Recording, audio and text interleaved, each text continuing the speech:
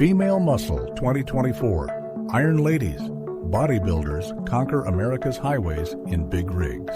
The sun had just begun its climb over the vast American plains, painting the horizon in hues of fiery orange and soft pink.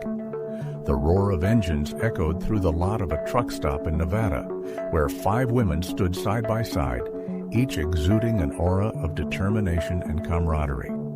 They called themselves the Iron Ladies of the Highway, a title they carried with pride as they dominated 2 vastly different arenas, bodybuilding and long-haul trucking. It all began 5 years earlier at a bodybuilding competition in Dallas. Charlotte, a former fitness trainer with an infectious laugh, had just won second place in her category. Among the crowd of competitors, she noticed 4 other women whose energy matched her own. Linda, a no-nonsense engineer with grease-streaked hands. Rachel, a cheerful nurse who could deadlift twice her body weight. Emily, a history professor with a love for powerlifting. And Tina, a stoic ex-military officer whose posture radiated authority. "Nice work up there," Linda had said, extending a calloused hand to Charlotte. "Ever thought about using that strength for something outside the gym?" That casual remark turned into a conversation, then a friendship.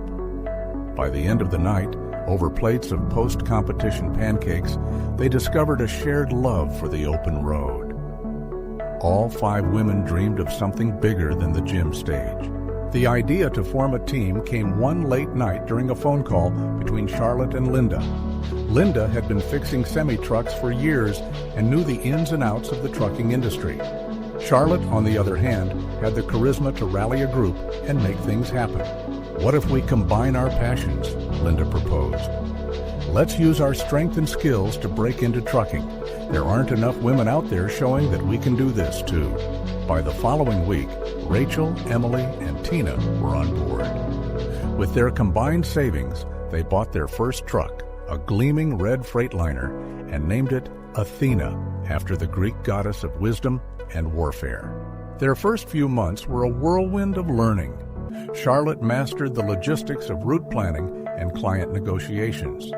Linda, with her mechanical expertise, ensured that Athena stayed in pristine condition.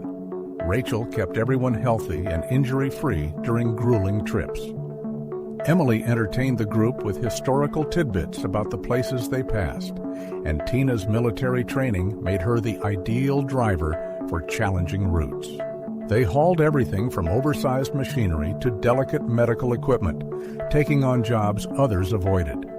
Their reputation grew as a reliable team that delivered on time, no matter the conditions. But the road wasn't always smooth. One stormy night in Montana, Athena's engine sputtered and died on a desolate stretch of highway. As rain lashed against the truck, Linda crawled under the hood with a flashlight while the others formed a human shield against the wind. "Got it," Linda yelled, her face smeared with grease but triumphant. Moments later, the engine roared back to life. On another occasion, they encountered skepticism from a skeptical shipping manager. "5 women? Are you sure you can handle this load?" he had asked, eyeing them doubtfully. Charlotte stepped forward, flexing her arm with a smile. "Care to find out?" she quipped. By the end of the job, their efficiency had silenced any doubts. As the years went by, the Iron Ladies became a beacon of inspiration. They started a social media channel, sharing their journeys and encouraging other women to consider trucking as a career. One video, featuring Tina demonstrating how to back up a 53-foot trailer into a tight dock, went viral. The caption read, "Precision isn't about gender, it's about practice." The video garnered millions of views and countless comments from women saying they felt empowered to pursue non-traditional careers. Their influence extended beyond the screen. They began hosting workshops for women interested in trucking and bodybuilding, blending their 2 worlds in unexpected ways. "Strength is strength, whether it's physical, mental, or emotional," Rachel often said during these sessions. Their biggest challenge came during a high-stakes job involving the transport of a delicate and expensive piece of aerospace equipment.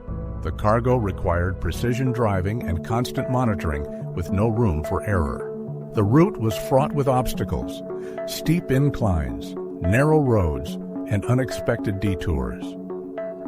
Halfway through, a sudden snowstorm in Colorado forced them to make a critical decision. Should they push through or wait it out? Tina, who had navigated military convoys in worse conditions, took the wheel.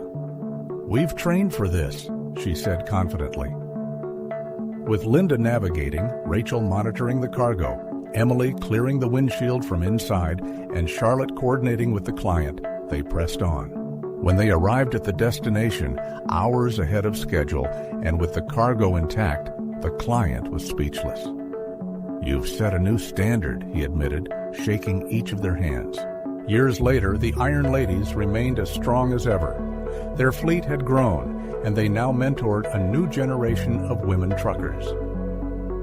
Athena, though retired, stood as a symbol of their journey in a workshop they had converted into a training center. As they gathered around a campfire one evening, reminiscing about their adventures, Charlotte raised her mug of coffee. "To us," she said, "and to every woman who dares to take the road less traveled." The others clinked their mugs, their laughter ringing out into the night. They were more than truckers or bodybuilders. They were pioneers, friends, and an unstoppable force on the highways of America.